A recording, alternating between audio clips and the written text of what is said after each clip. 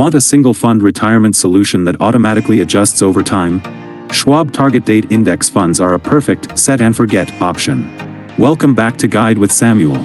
These funds have names like Schwab Target 2060 Index Fund, SWNX. The year corresponds to your approximate retirement date.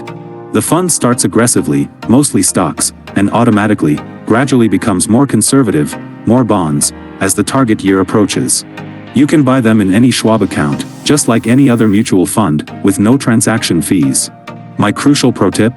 Choose the fund based on your risk tolerance, not just your age. If you're more conservative, pick a fund with an earlier target date, e.g., 2040 instead of 2050. If you're more aggressive, pick a later date. The year is a guide, not a rule. Simplify your long-term investing with a single, diversified, auto-managed choice. Are you using a target date fund for your retirement savings? For more guides on simplified investing, hit subscribe. Thanks for watching. I'm Samuel, and I'll see you next time.